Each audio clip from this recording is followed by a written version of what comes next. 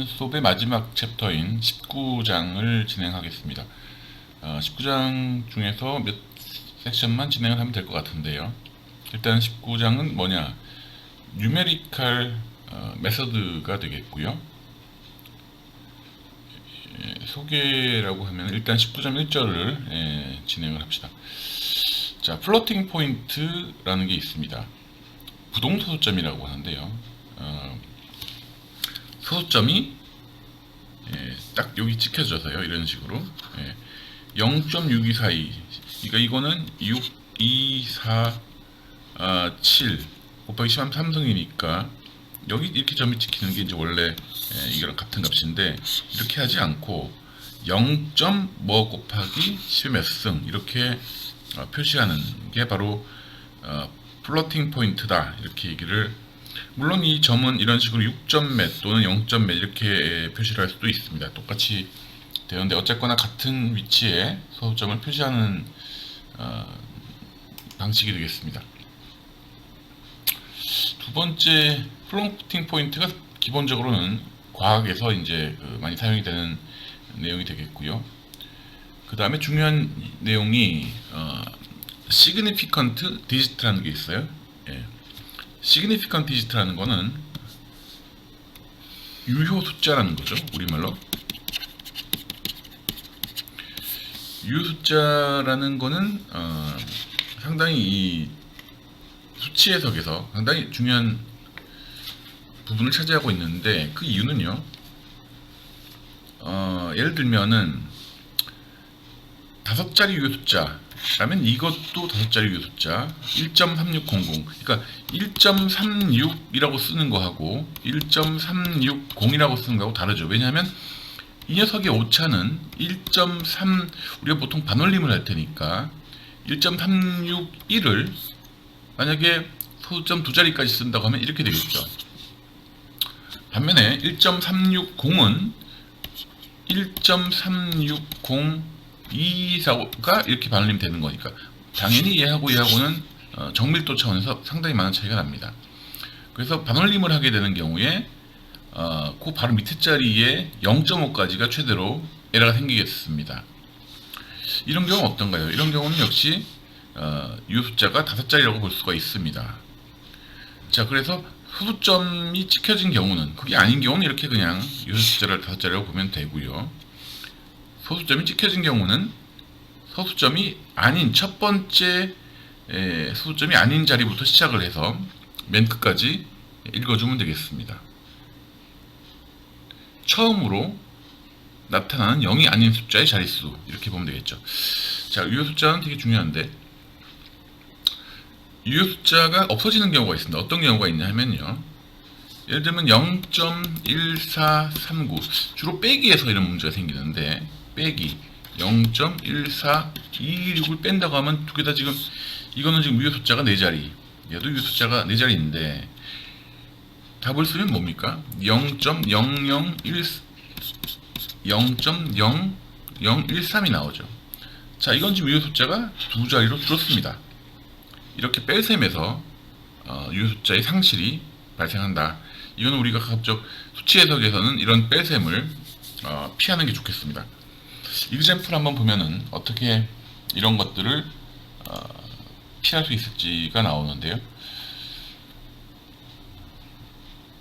자, 라운드 오프라는 거는 뭡니까? 라운드 오프라는 거는 반올림이죠. 반올림. 라운드 오프 에러라는 거는 반올림 에러가 되겠습니다. 반올림 여러분들 다 알 테니까 뭐 그런 게까지 할 필요는 없을 것 같고요. 자, 위에서 loss of significant digit라고 되어 있습니다.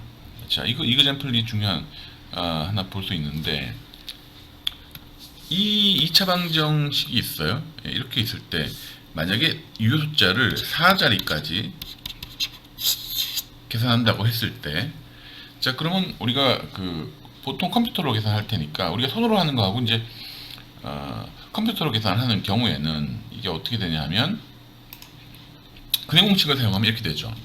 근해 공식을 사용하면 x1이 이렇게 되고 x2가 이렇게 됩니다.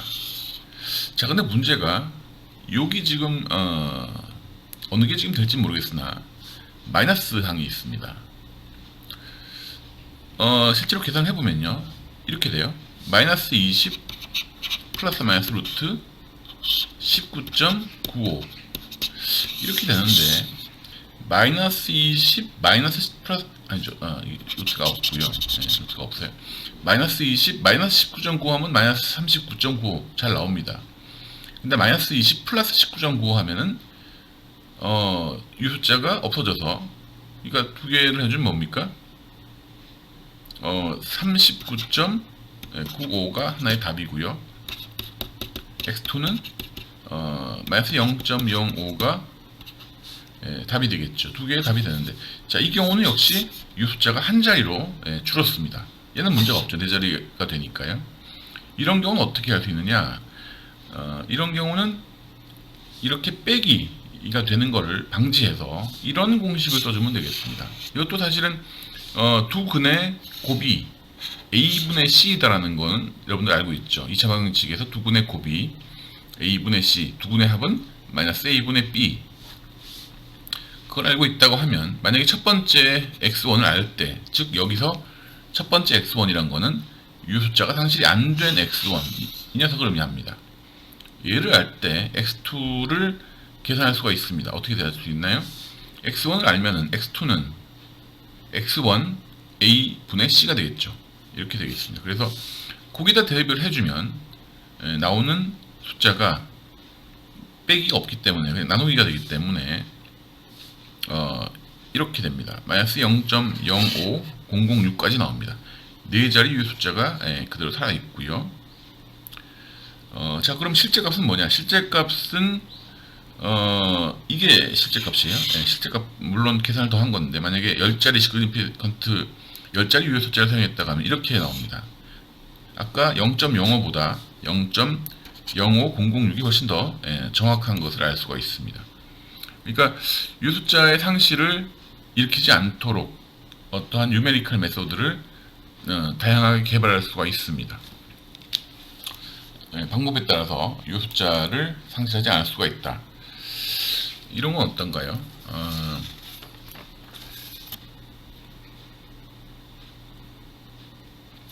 예를 들면 두 자리 유효 숫자 와 네 자리 유효 숫자의 연산은 어떻게 됩니까? 15 빼기가 아닌 경우에도요. 빼기가 아닌 경우에도 플러스 20.34. 얘는 네 자리, 얘는 두 자리죠. 해보면은 35.34가 나오는데, 여기서 이 34가 의미가 있나요? 여기서 0.34는 의미가 없습니다. 왜냐하면 이 녀석의 에러가 최대 0.5이기 때문에. 왜냐하면 얘는 15.04를 15라고 볼 수 있는 거죠. 그러므로 얘의 최대 에러는 0.5가 됩니다. 이 0.34를 쓴 의미가 전혀 없습니다. 그래서 15와 이 두 자리에 이렇게 두 자리 유효 숫자, 네 자리 유효 숫자의 연산은 두 자리 유효 숫자로 낮은 수의 유효 숫자로 바뀐다. 그걸 알면 되겠습니다. 이건 어떤가요? 20 곱하기 0.6421 답이 뭐 나올 텐데, 이거는 몇 자리 유효 숫자다? 두 자리 유효 숫자로 바뀌고요. 20.00 곱하기 0.641은 이거는 00이 뒤에 들어있으니까 이거는 네 자리 유효 숫자가 그대로 살아남는다 라고 볼 수가 있겠습니다. 여러분들 가끔 그 나눗셈 할 때 뭐 20 나누기 3분의 10 하면은 3.3 10 나누기 3을 했을 때 3.333 해서 엄청나게 많은 이런 그런, 물론 이게 정확한 값이면 물론 이렇게 되겠지만, 우리가 수치적으로 해석할 때는 3이라는 거는 여기서 지금 3. 에러가 0.5까지 있을 수가 있으니까 이거는 이 뒤에는 의미가 없다, 이렇게 볼 수가 있죠. 두 자리 유효 숫자와 한 자리 유효 숫자를 나눴을 때, 그러니까 가끔 우리 그 계산기로 계산할 때, 엑셀 같은 거 계산하거나 할 때 뒤에 나눗셈이나 뭐 이런 걸 했을 때 값이 무지 나오는 거는 전부 쓸 필요가 사실 없습니다. 유효 숫자는 항상 두 자리 유효 숫자와 네 자리 유효 숫자를 계산했을 때는 작은 숫자로 바뀐다. 그걸 알면은 얘기가 될 것 같고요. 쭉 내려가 보면 요 뒤에는 에라가라고 되어 있는데 별 큰 의미는 없는 것 같습니다. 홈워크 홈워크요. 4, 5. 이 지금 번역판 책을 가지고 진행을 번역판이 아니고 원서로 진행을 하는데 원래 원서 문제하고 번역판 문제하고 똑같은 거로 알고 있었는데 좀 다른 게 있나 봐요. 지금 나오는 호목은 전부 번역판에 의한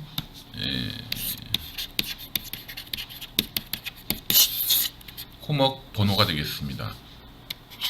원서랑 같지 않나요? 같은 거로 알고 있는데 가끔 다른 게 있는 것 같이 질문이 들어왔습니다. 여차는 번역판 기준이다. 번역판 기준이다. 자, 그러고 그 다음 챕터 다음 섹션으로 넘어갔을 때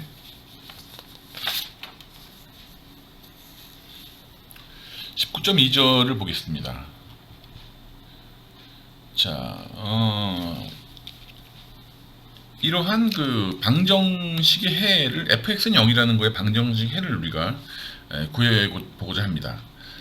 이거는 뭐 일반적으로 2차 방정식은 답이 있고요. 2차 방정식 근해 공식이 넣으면 되는데 일반적으로는 이런 방정식의 해는 일반적으로 풀 수가 없습니다.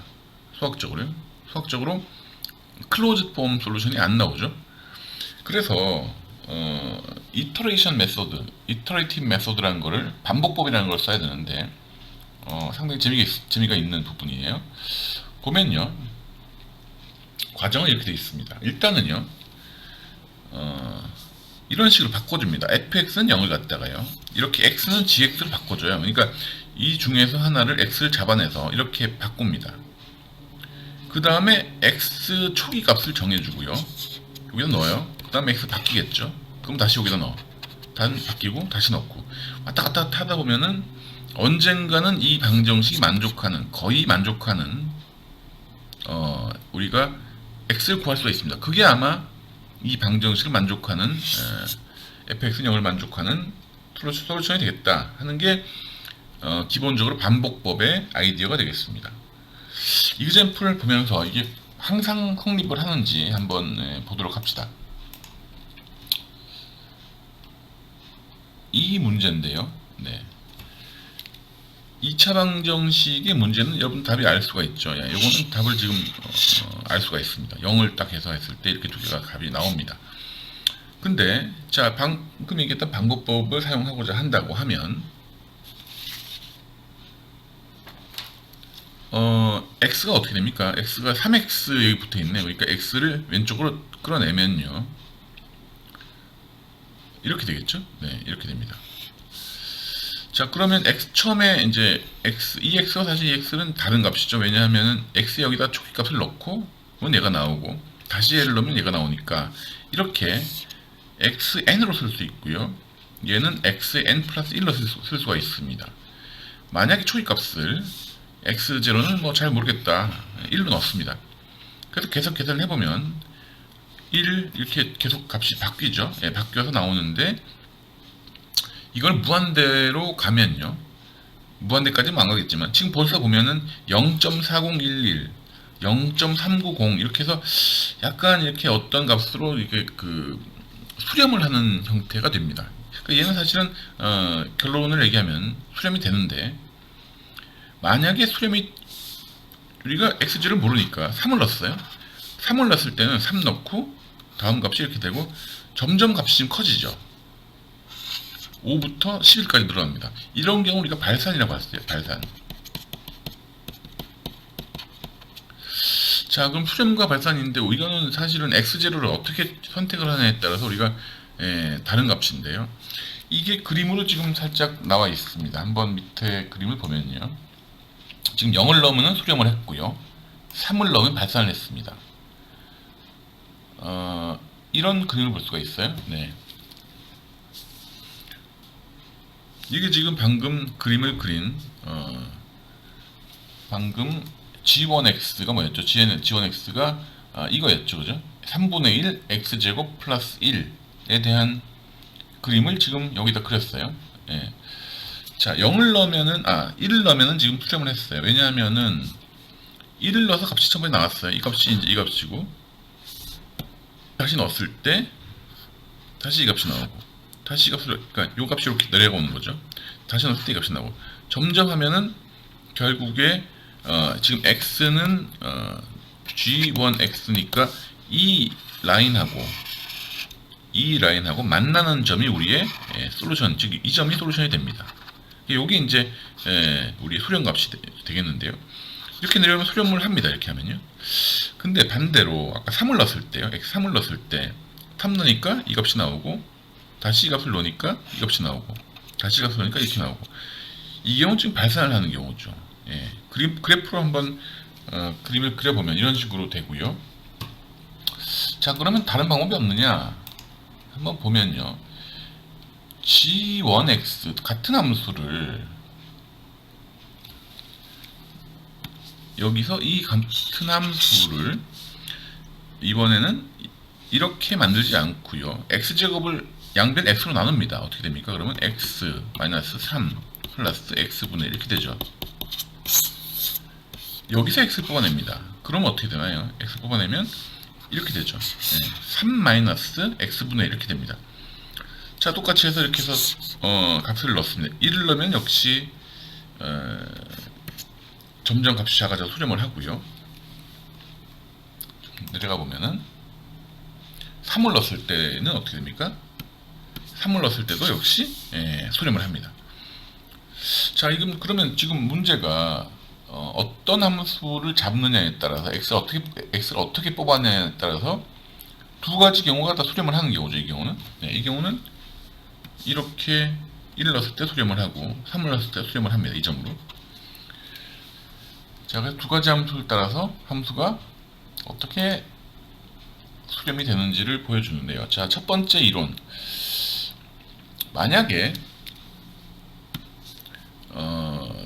이렇게 fx는 0에서 x는 gx로 잡았을 때 이 x가 수렴을 하려고 하면 gx의 미분값이 절대값이 1보다 작은 영역의 x를 가지고 이터레이션을 하면 되겠다 이겁니다. 기울기가 1보다 작다 이거죠. 절대값이 1보다 작다는 얘기는. 자, 위에서 한번 볼까요? 기울기가 1보다 작다는 얘기죠. 기울기의 절대값이 1보다 작다. 즉 여기서 이 그림에서 기울기라고 하면 뭡니까? 이게 gx죠. 지금 gx인데 gx의 기가 이거는 지금 1보다 작죠? 괜찮네요. 아마 1이 여기 이 포인트가 1인 것 같아요. 기울기가 1인 거니까 이보다 작은 x의 값 이 영역에서는 수렴을 하고요. 지금 이쪽에서는 기울기가 1보다 큰 값이죠. 그러니까 이쪽 영역에서는 발산을 한다. x가. 그러니까 우리가 x를 잡으려면 기울기가 1보다 작은 영역 이쪽에서 x0를 잡아주면 수렴을 하겠다 이겁니다. 얘도 마찬가지고요. 처음에 물론 여기서 잡으면 문제가 생길 것 같은데요. 문제가 안 생길 수도 있습니다. 이건 항상 조건이 이렇게 될 때 수렴을 한다는 거니까. 이건 사실 여기서는 지금 여기서는 기울기가 1보다 큰데 이 경우도 수렴을 하는 경우입니다. 사실은요. 이 경우도 수렴을 합니다. 이 경우는 안전하게 확실하게 수렴을 하는 경우고요. 자, 1보다 지금 작습니다. 그래서 이렇게 가서 수렴을 하고 있죠. 이쪽도 당연히 마찬가지고 이 경우는 5도 수렴을 하겠죠. 왜냐하면은 기울기가 1보다 작으니까.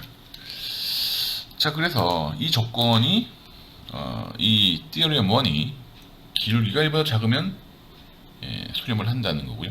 여기서 K가 있는데 K라는 거는 수렴 속도에 관련이 됩니다. 거의 1이면 수렴을 잘 한다고 볼 수 있습니다. 굉장히 작으면요, 이 값이 1보다 너무 작아 0.001이다 그러면 수렴을 하긴 하는데 천천히 수렴합니다. 수렴을. 그러니까 빨리 수렴하는 게 사실은 좋으니까 우리는 아마도 이 gx의 기울기가 1 근처에 있는 녀석을 x0를 잡아주면 좋겠습니다. 자, 이그젬플, 아까 그 이그젬플인가 다른 거네요. 자, 그러면 이걸 보면요, 이걸 지금 이렇게 잡았어요. 예, gx는 이렇게 잡는 경우 이거에 지금 미분을 해보면 이렇게 되죠. 예, 이게 미분 값입니다. x 요게 이제 일부 작은 x의 범위니까 뭐 어떤 값을 넣어봐도 한번 해보면 될 텐데 x 1로 넣어봤어요. x 1로 넣으니까 어떻게 됩니까? 1 플러스 2의 제곱은 4분의 2네요. 4분의 1이니까 더 작죠. 2분의 1이니까 그래서 1은 수렴을 하겠다 이렇게 볼 수 있습니다. 마찬가지 1을 갖다가 x제로 1로 넣습니다. 그러면 0.5 이렇게 해서 0.7 해서 실제 값이 0.68 이렇게 되는데 수렴을 지금 돌리면 수렴을 하겠다 이거죠. 자, 만약에 이거를 다른 값을 넣었어요. 만약에 이거는 다른 gx 같은 함수에서 이렇게 뽑았습니다. 미분을 해주면 이렇게 되죠. 이거에 값이 1보다 작으려면 어떻게 됩니까? 3분의 x가 아니죠. 3x 제곱이 1보다 작아야 되니까 x 제곱이 3분의 1이 될 거고요. x는 9분의 1이 되겠네요. 그죠? 아니죠. x는 루트 3분의 1이니까 0점 몇이 되겠습니다. 그죠? 0점 몇이 됩니다. 그보다 값이 작아야지 수렴을 한다. 0점 몇인데. 근데 만약에 우리가 1을 넣었을 때는 어떻게 된다? 여기다 1을 넣어보면은 3이 되죠. 3이 되니까 1보다 큽니다. 그러므로 초기값이 만약에 1인 경우에는 이렇게 발산을 하겠다. 라는 것을 금방 알 수가 있습니다.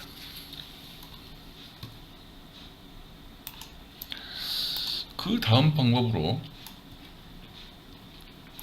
뉴턴 굉장히 유명한 방법이 있어요. 뉴턴 랄프슨 메소드라는 게 있습니다. 뉴턴 메소드 또는 뉴턴 랄프슨 메소드라는 게 있는데 이거는 이렇게 볼 수 있어요. 자, 그러면 fx는 지금 gx가 나오는 거 이거는 gx가 아니고 그냥 fx를 그대로 합니다. 이렇게 fx는 0을 우리가 찾는 만족한 x를 구하고자 한다 이거죠. 자, 그러면 이게 지금 fx인데요.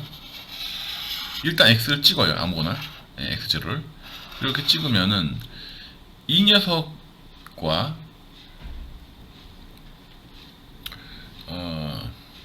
x0 이 녀석이 좀 그림이 좀 그런데 기울기가 있어요. 기울기가.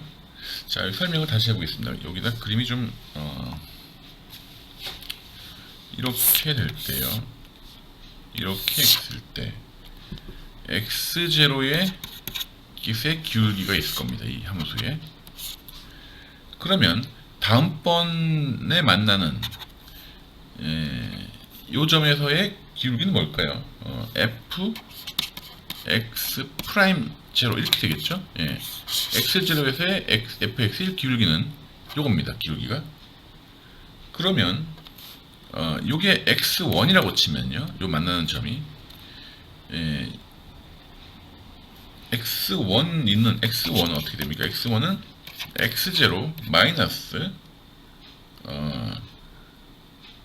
f 프라임 x0 기울기 분의 fx0 요 값이 fx0 이렇게 되죠.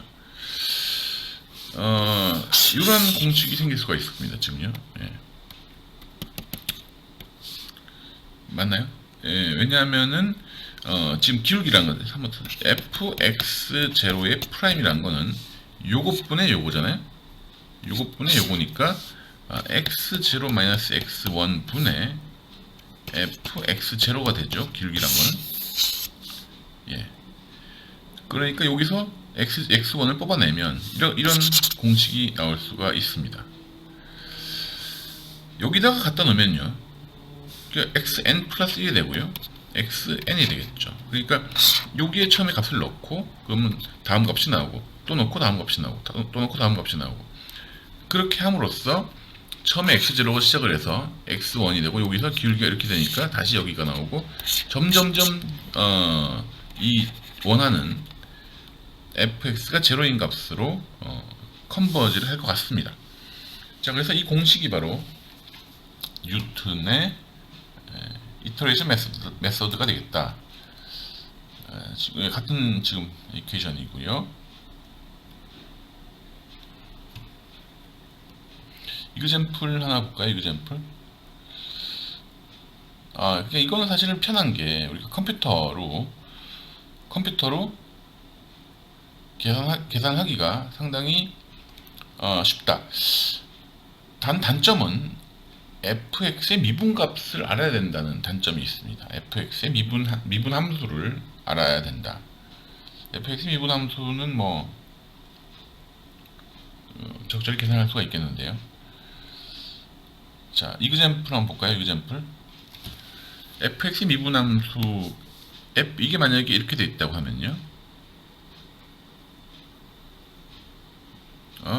fx는 이거죠. 네. x제곱 마이너스 c라는 함수가 fx입니다. 이게 0이 되는 부분, 즉 fx를 미분하면 2x군요. 2x. 네. 이 경우는 미분이 쉽습니다. 그래서 여기다가 값을 그대로 넣어주면요. 그래서 뺑뺑 돌려주면 요게 f xn, 얘가 미분값. 그래서 여기 뉴턴의 공식이었죠. 자, 이걸 뭐 간단히 풀어주면 이렇게 되겠는데요. 그래서 x를 c가 있으니까 c를 뭐 2로 두고 얘를 1로 둬서 초기값을 계속 계산해주면 이렇게 거의 근사값이 나오겠습니다. 즉 x제곱이 2니까 루트 x죠. 사실은 우리 구하는 게 루트 x입니다. 그죠? 루트 2 참.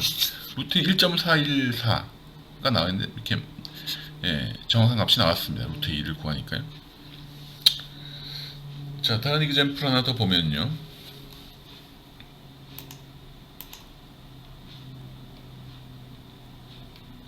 초월함수. 초월함수라는 용어가 있죠. transcendental equation. 초월함수라는 얘기입니다. 초월함수는 사인, 코사인, 익스포넨셜 이런 게 다 초월함수에 포함이 됩니다. 2 sin x는 x에 이걸 구해봐라. 뭐 넘겨주면요. 넘겨주면 어떻게 됩니까? 이걸 넘겨주면 이렇게 되겠죠. x-2 sin x 또는 2 sin x-x 똑같습니다. 0이 되는 거니까 미분해주면 이렇게 되겠고요. 그래서 공식에 넣으면 이렇게 됩니다. 얘가 sin x, 얘가 fx, 얘가 f'x 이렇게 되는데 이걸 한번 어떻게 돌아가는지 한번 보면요. 밑에 거를 dxn이라고 두고 위에 거를 nn이라고 둬서 몇 번 돌려주면 초기에 2를 두고요. 밑에 거가 3.43, 위에 거가 밑에 거 분모가 1.83, 그래서 1.9, 그래서 0.89 이렇게 점점 수렴을 합니다. 보시는 바와 같이 이 값이 다음 값에 입력으로 넣었죠. 이렇게 계속 입력으로 넣어서 계산할 수가 있다. 역시 수렴한다는 것을 알 수가 있습니다.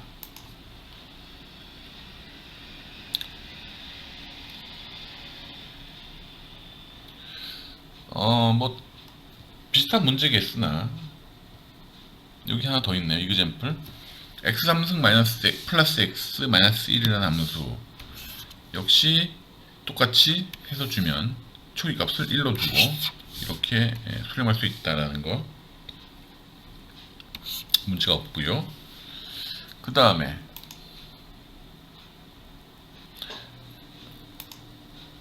fx의 값이 하나 문제점이라고 할 수 있는 것은 만약에 fx의 값이 되게 작으면요. 솔루션 근처에 되게 작으면 문제가 된다. 이그젠플.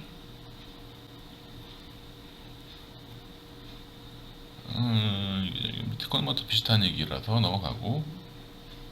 여기 하나 있네요. 1 컨디션 이퀘이션.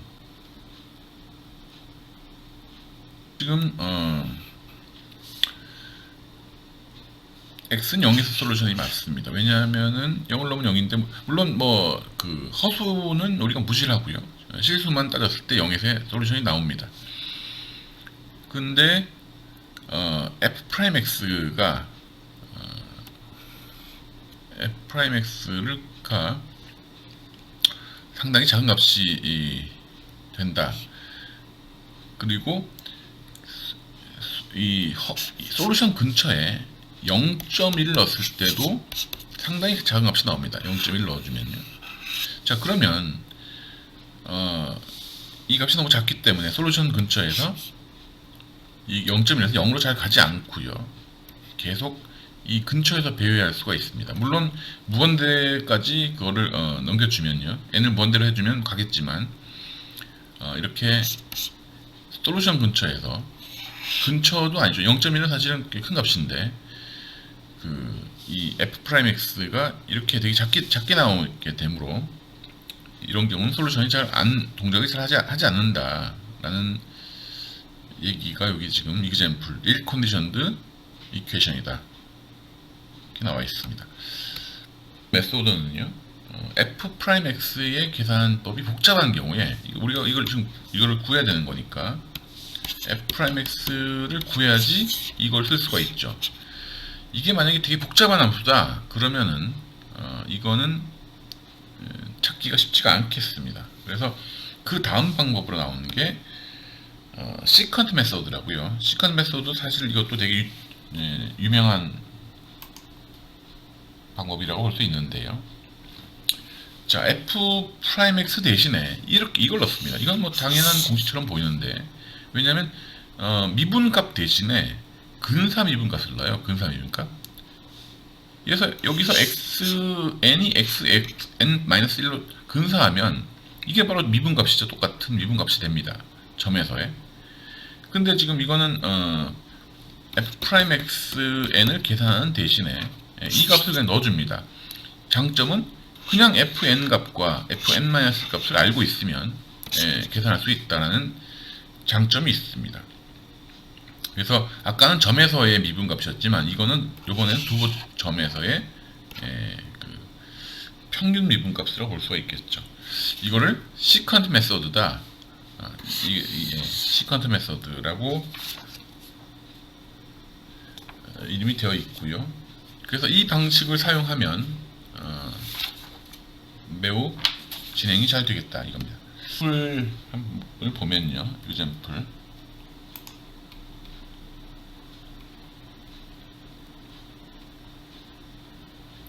이거죠. 네, fx는 x 마이너스 2 sin x는 0이다. 뭐 fx 프라임이 아주 복잡하진 않지만 이걸 시컨트 메소드를 써서 사용을 해봤습니다. 아까 위에 공식 그대로 써주면 이거죠. 네, 이거가 되는데 역시 미분이 아니라 적절하게 이렇게 값으로 투점을 하겠다. 자, 여기까지가 19.2절의 얘기고요. 호목.